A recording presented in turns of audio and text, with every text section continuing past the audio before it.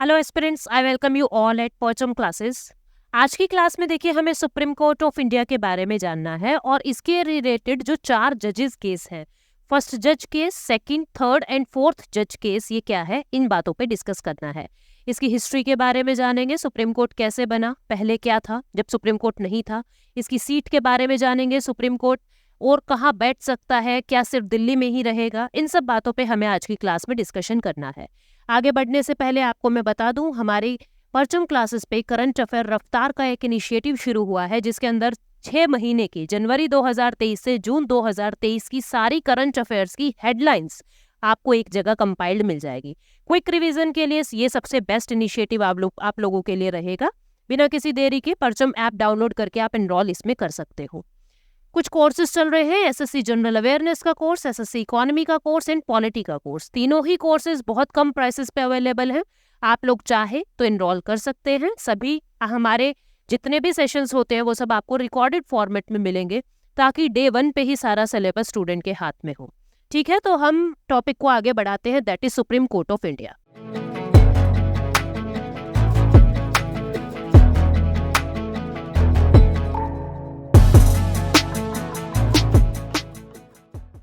सबसे पहले तो सुप्रीम कोर्ट के बारे में एक बात जानेंगे कि जो सुप्रीम कोर्ट है वो एपेक्स इंस्टीट्यूट है भारत के अंदर। न्याय प्रणाली के अंदर सबसे ऊंचा संस्थान सुप्रीम कोर्ट ऑफ इंडिया है। यानी सबसे ऊंचाई पे कौन बैठा है? Supreme court. सुप्रीम कोर्ट के नीचे कौन होता है? High court. हाई कोर्ट के नीचे कौन होते हैं? District courts. ठीक है, अभी ये पूरा हम क्लासिफिकेशन समझेंगे, पर ये सब एक दूसरे से जुड़े हुए हैं।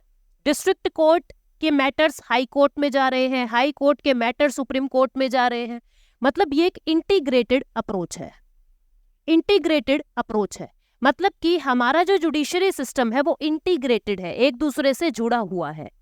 अलग अलग नहीं है कि डिस्ट्रिक्ट कोर्ट में कुछ और ही जा रहा है, हाई कोर्ट में कुछ कोई लिंक ही नहीं है आपस में, ऐसा नहीं है। सब एक दूसरे से जुड़े हुए हैं, इंटीग्रेटेड है।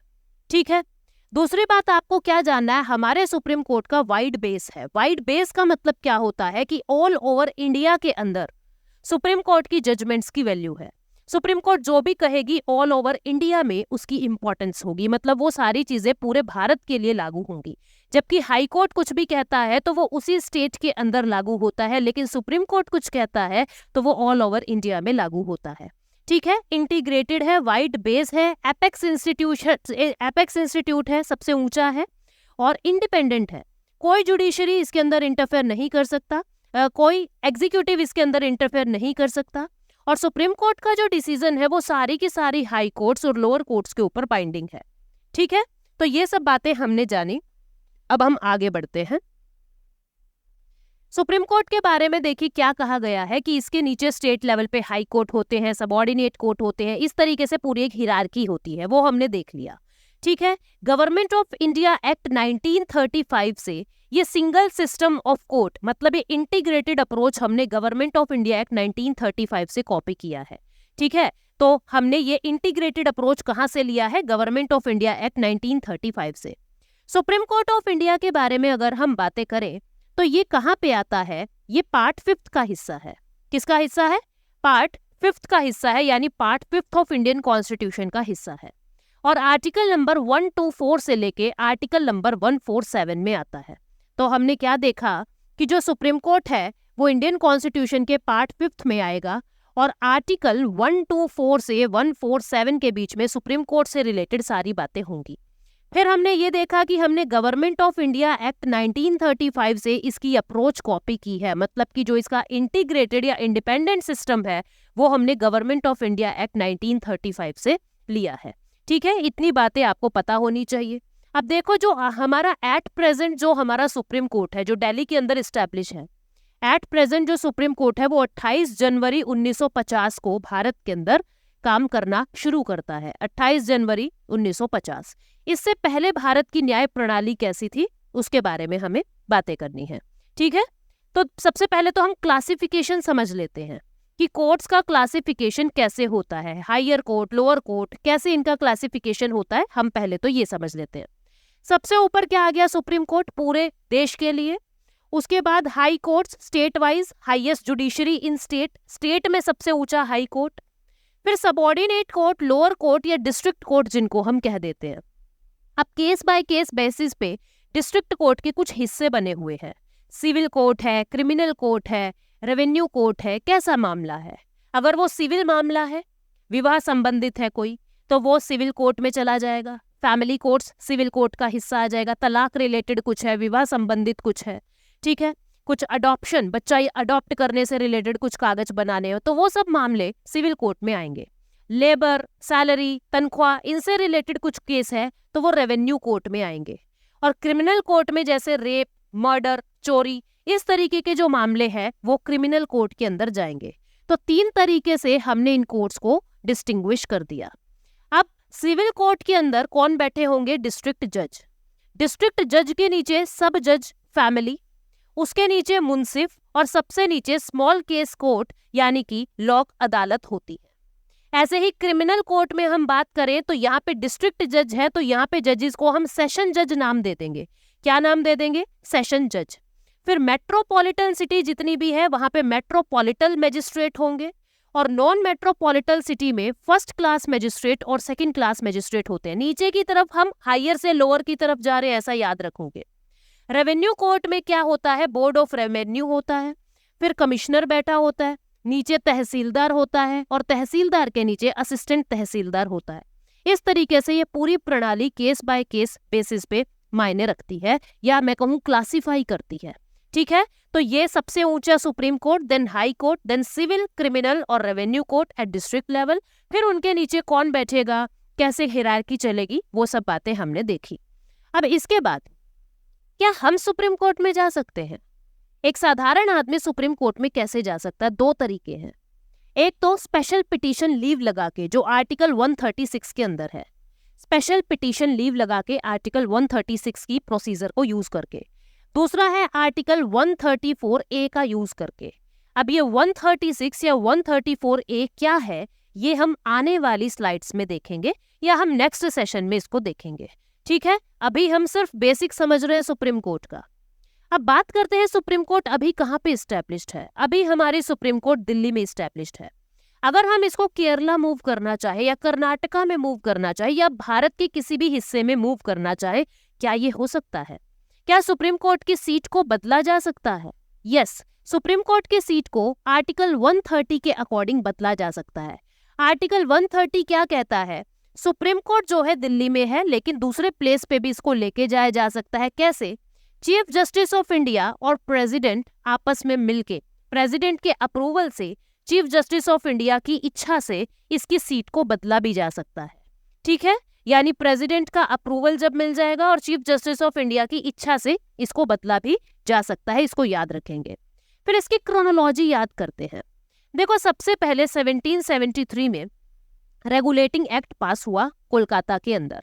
रेगुलेटिंग एक्ट पास होता है और इस रेगुलेटिंग एक्ट में ये कहा जाता है कि हम एक सुप्रीम कोर्ट बनाएंगे, कैलकाटा में हम एक सुप्रीम कोर्ट बनाएंगे।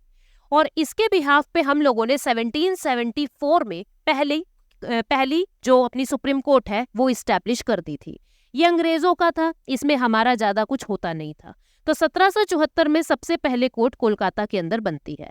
लॉर्ड एलिजा इम्पे इसके पहले चीफ जस्टिस होते हैं। फिर गवर्नमेंट ऑफ इंडिया एक्ट 1935 में फेडरल कोर्ट, मतलब जगह जगह फेडरल कोर्ट्स बनाने की बातें की गई। सबसे पहले जो ये फेडरल कोर्ट बना था ये दिल्ली के अंदर बना था। 1 अक्टूबर 1937 को फेडरल कोर्ट दिल्ली के अंदर एस्टैब्लिश हुआ। मॉरिस गुएर नाम के एक व्यक्ति, वो यहाँ पे सबसे पहले चीफ जस्टिस बने थे। जो दिल्ली के अंदर ये फेडरल कोर्ट बना था, ये हमारा हाईएस्ट कोर्ट ऑफ अपील नहीं था। इसकी अपील लंदन की प्रिवी काउंसिल में जाती थी, तो इसलिए हम इसको सुप्रीम कोर्ट नहीं कह सकते थे।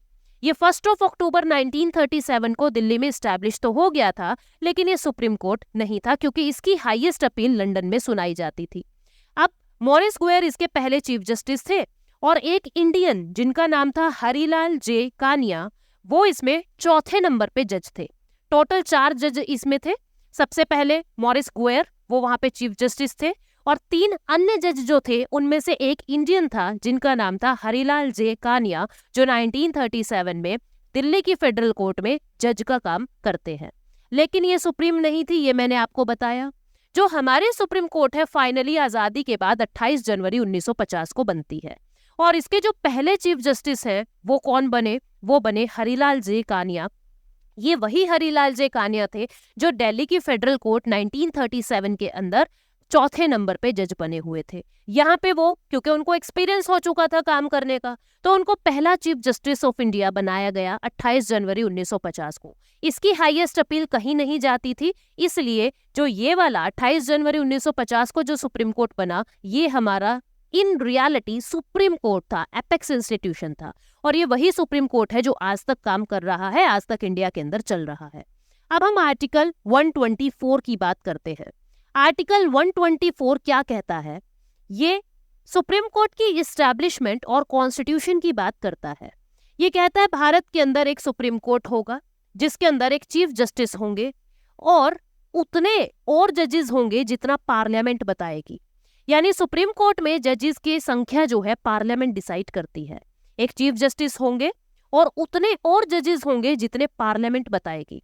शुरुआत में केवल 7 जजेस यहाँ पे थे, ठीक है, और ये लिखवा दिया था कि नॉट मोर देन 7 अदर जजेस, कि 7 से ज्यादा जज नहीं होंगे। लेकिन जैसे जैसे वर्कलोड बढ़ता रहा, जैसे जैसे जजेस की जरूरत बढ़ती रही, पार्लियामेंट ने कानून बना के जजेस की संख्या बढ़ाते चले गए। ठीक है, जजेस की संख्या बढ़ाते चले गए।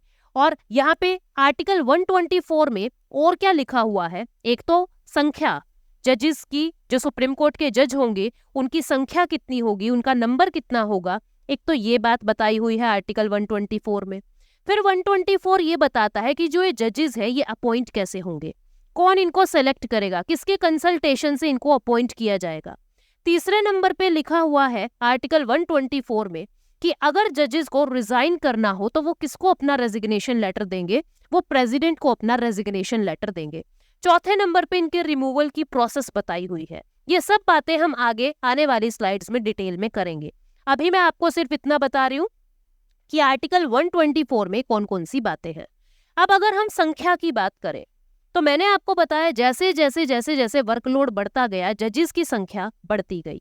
ठीक है, तो 1986 से 2009 तक सुप्रीम कोर्ट के अंदर 26 जज थे, 25 अन्य जज थे और एक चीफ जस्टिस ऑफ इंडिया थे।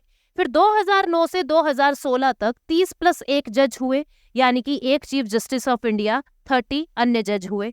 और लेकिन आज के दिन 2016 के बाद आज के दिन सुप्रीम कोर्ट ऑफ इंडिया में 34 जज है, 33 अन्य जज हैं और एक चीफ जस्टिस ऑफ इंडिया है जो श्री चंद्रचूड़ जी हैं, वो एक चीफ जस्टिस ऑफ इंडिया है। तो आज के दिन वर्कलोड बढ़ने के साथ साथ पार्लियामेंट लॉ बना के सुप्रीम कोर्ट के जजेस की संख्या बढ़ाई जा रही है। आज के दिन 34 जजेस सुप्रीम कोर्ट के अंदर है। अब इन जजेस की अपॉइंटमेंट कैसे होती है और ये 4 जज केस कैसे बने? क्या लिखा हुआ है? 1950 से 1993 तक, 1950 से 1993 तक प्रेसिडेंट काउंसिल ऑफ मिनिस्टर की रिकमेंडेशन पे, मंत्री परिषद के कहने पर सुप्रीम कोर्ट के जजेस को चीफ जस्टिस ऑफ इंडिया से कंसल्ट करके सुप्रीम कोर्ट के जजेस को अपॉइंट करते थे। अब मैं आपकी कंफ्यूजन दूर करती हूँ, अभी ध्यान से समझना आप लोग। एक तो है चीफ जस्टिस ऑफ इंडिया, एक है ये, बाकी हमारे 33 अदर जजेस हैं। मैं आपको किसके सिलेक्शन की बातें बता रही हूँ? इन 33 जजेस के सिलेक्शन की बातें बता रही हूँ। ये कैसे बनते हैं? ये तो जो भी सीनियर मोस्ट जज होंगे, जो भी सीनियर मोस्ट जज होंगे उनको हम चीफ जस्टिस ऑफ इंडिया बना देंगे। कभी कभी इसका भी उल्लंघन हुआ है, जैसे अजीत नाथ रे, AN रे, ये हमारे ऐसे जज, ऐसे चीफ जस्टिस बने थे 1975 में जो हाईएस्ट पोस्ट पे, मतलब जो सीनियर मोस्ट नहीं थे, इनके ऊपर 3 अन्य जज थे जो इनसे सीनियर आते थे, लेकिन फिर भी प्रधानमंत्री की मदद से, काउंसिल ऑफ मिनिस्टर की मदद से अजीत नाथ रे को, AN रे को चीफ जस्टिस ऑफ इंडिया बना दिया गया था। यहीं से जजेस के सिलेक्शन का मामला विवादों में आ जाता है। और क्या कहा गया कि जो ये 33 अदर जज है इनको बनाने की प्रोसेस क्या होगी? पहले क्या होता था? प्रेसिडेंट काउंसिल ऑफ मिनिस्टर की सलाह से, यानी पूरी मंत्री परिषद की सलाह से ये नाम रिकमेंड करते थे, ये नाम बताते थे कि इसको बना दीजिए जज, और president chief justice of India से कंसल्ट करते थे। इनसे कंसल्ट करते थे, मतलब उनसे सिर्फ पूछते थे, कंसल्ट करते थे कि मैं इसको बना रहा हूं। पूछते भी क्या, बताते थे, ऐसा मानो। इनकी कोई चलती ही नहीं थी चीफ जस्टिस ऑफ इंडिया की। प्रेसिडेंट काउंसिल ऑफ मिनिस्टर के कहने पे जजेस को बना देते थे। अब तुम ये समझो कि केसेस चल रहे हैं मंत्रियों के, और मंत्री ही बता रहे हैं कि इसको जज बनाओ, उसको जज बनाओ, तो कहां से न्याय होगा। अब ये मामला सुप्रीम कोर्ट के अंदर ही केस में जाता है, और केस लगता है SP Gupta versus union of India. SP Gupta versus union of India, ये जो केस है ये फर्स्ट जज केस के नाम से फेमस हुआ। किस नाम से? फर्स्ट जज केस के नाम से फेमस हुआ। और यहाँ पे ये कहा गया कि जो ये कंसल्टेशन है चीफ जस्टिस ऑफ इंडिया से, ये जो कंसल्टेशन शब्द आप कह रहे हो, इस कंसल्ट को डिफाइन करो। क्या चीफ जस्टिस ऑफ इंडिया की भी शब्दों की कुछ वैल्यू होगी, या ये सिर्फ नाम मात्र आप बिठा रहे हो यहाँ पे इनको बस ये नाम दिखाने के लिए? तो इस कंसल्टेशन शब्द को डिफाइन करो। सुप्रीम कोर्ट ने कंसल्टेशन शब्द को डिफाइन करके क्या कहा कि ये सिर्फ एडवाइजरी है। कंसल्टेशन शब्द का मतलब सिर्फ एडवाइस है, इनकी बातें माने या ना माने ये जरूरी नहीं है। चीफ जस्टिस ऑफ इंडिया सिर्फ एडवाइस कर सकते हैं, उनकी बातें मानना या ना मानना ये काउंसिल ऑफ मिनिस्टर और प्रेसिडेंट के हाथ में है। यानी चीफ जस्टिस ऑफ इंडिया की कोई वैल्यू इसमें नहीं रही। फिर कुछ समय बाद क्या होता है, जब अजीत नाथ रे को सीनियर मोस्ट ना होते हुए भी चीफ जस्टिस बना दिया गया, तो मामला फिर से विवादों में आ गया। बोले ये क्या तरीका है, यहाँ पे तो जो एग्जीक्यूटिव है, क्योंकि प्रेसिडेंट कौन है, एग्जीक्यूटिव का हिस्सा है, काउंसिल ऑफ मिनिस्टर कौन है, एग्जीक्यूटिव का हिस्सा है, यहाँ तो एग्जीक्यूटिव जुडिशरी के मामले में इंटरफेयर कर रहा है, यानी ये इनके मामले में इंटरफेयर कर रहा है, जो बेसिक स्ट्रक्चर डॉक्ट्राइन के अगेंस्ट है। ऐसा तो हो ही नहीं सकता। फिर सेकंड जज केस किया जाता है सुप्रीम कोर्ट के अंदर इस कंसल्ट शब्द को लेके ही। अब आएगा सेकंड जज केस। सेकंड जज केस के अंदर क्या पूछा गया, इनकी डेट्स वगैरह मैं आपको बता दूंगी। सेकंड जज केस के अंदर क्या कहा गया कि फिर से इस कंसल्ट शब्द को डिफाइन करो, क्योंकि आपने जो पहले बताया है उसके अकॉर्डिंग तो एग्जीक्यूटिव जुडिशरी में इंटरफेयर करता हुआ दिख रहा है। इस कंसल्ट शब्द को डिफाइन करो। सुप्रीम कोर्ट ने अपने पहले वाले वर्डिक्ट को ओवररूल कर दिया, यानी कि उसको खत्म कर दिया, और ये कहा कंसल्ट का मतलब बाइंडिंग है। ये कह दिया कंसल्ट का मतलब बाइंडिंग है, यानी कि चीफ जस्टिस ऑफ इंडिया जो भी कह देंगे उसी को ही जज बनाया जाएगा, और प्रेसिडेंट और काउंसिल ऑफ मिनिस्टर को इनके शब्दों को मानना पड़ेगा। ये शब्द इनके बाइंडिंग होंगे प्रेसिडेंट पर और काउंसिल ऑफ मिनिस्टर पर। चीफ जस्टिस ऑफ इंडिया जो कहेंगे उन्हीं के अनुसार ही जजेस का नियुक्ति की जाएगी। और चीफ जस्टिस ऑफ इंडिया भी अकेले नहीं होंगे, इनके साथ एक कॉलेजियम होगा, एक ग्रुप ऑफ जज होगा। अब ये कॉलेजियम क्या होगा ये सेकंड जज केस में नहीं बताया गया। फिर थर्ड जज केस आता है। फिर क्या आता है, फिर थर्ड जज केस आता है, और थर्ड जज केस के अंदर ये बताया गया भाई इस कॉलेजियम शब्द को डिफाइन करो, कॉलेजियम शब्द को डिफाइन करो। तो यहाँ पे ये बताया गया कॉलेजियम के अंदर एक चीफ जस्टिस ऑफ इंडिया और 4 सीनियर मोस्ट जज होंगे, 4 सीनियर मोस्ट जज होंगे। ये नाम को रिकमेंड करेंगे, ये नेम्स को रिकमेंड करेंगे, ये प्रेसिडेंट को बताएंगे कि हमारे अकॉर्डिंग ये व्यक्ति जज बनना चाहिए। प्रेसिडेंट को इन नेम को रिकमेंड करेंगे, और प्रेसिडेंट के पास क्या पावर होगी, वो केवल एक बार, ओनली वंस, एक बार उन नाम को रिकंसीडर करने के लिए कह सकता है। इससे फालतू और कुछ वो नहीं कर सकता। काउंसिल ऑफ मिनिस्टर इसके बीच में नहीं बोलेगा। ये बात थर्ड जज केस में कहा ताकि एग्जीक्यूटिव और जुडिशरी को बिल्कुल सेपरेट किया जाए। आर्टिकल 50 को याद रखूं, separation of executive from judiciary. लेकिन पहले क्या था, काउंसिल ऑफ मिनिस्टर बताएंगे कि जज कौन होगा, वहां तो एग्जीक्यूटिव डायरेक्टली जुडिशरी में इंटरफेयर करता दिख रहा था और बेसिक स्ट्रक्चर डॉक्ट्राइन भंग होता दिख रहा था। तो थर्ड जज केस में क्या कह दिया कि एक कॉलेजियम होगा, वो कॉलेजियम के अंदर चीफ जस्टिस ऑफ इंडिया और 4 सीनियर मोस्ट जज होंगे। ये नाम को रिकमेंड करके प्रेसिडेंट को बताएंगे। प्रेसिडेंट केवल एक बार इन नाम को रिकंसीडर के लिए कह सकता है, इससे फालतू प्रेसिडेंट के पास और कोई पावर नहीं है। तो ये बातें थर्ड जज केस में होती है। अब एक बार हम इन जजेस केस की डेट देख लेते हैं। फर्स्ट जज केस क्या था वो हमने देखा 1982 में होता है। फिर उसके बाद सेकंड जज केस 1993 में होता है, जिसको हम स्कोरा कहते हैं। स्कोरा वर्सेस यूनियन ऑफ इंडिया। ये स्कोरा होता क्या है? ये जजेस का एक ग्रुप होता है सुप्रीम कोर्ट में। Supreme court advocates on record association, advocates का एक ग्रुप होता है, supreme court advocates on record association. इन्होंने ये केस किया था 1993 में, जिसको सेकंड जज केस कहते हैं। थर्ड जज केस फिर 1998 में होता है, जिसमें सुप्रीम कोर्ट ने कोलेजियम शब्द को डिफाइन किया और ये कहा प्रेसिडेंट केवल एक बार, ओनली वंस, रिकंसिडरेशन के लिए उन नामों को रिटर्न कर सकता है, इससे फालतू कुछ नहीं कर सकता। फिर फोर्थ जज केस 99th अमेंडमेंट एक्ट 2015 से जुड़ा हुआ है, जिसके अंदर नेशनल जुडिशियल अपॉइंटमेंट कमीशन गठन करने की बात की गई।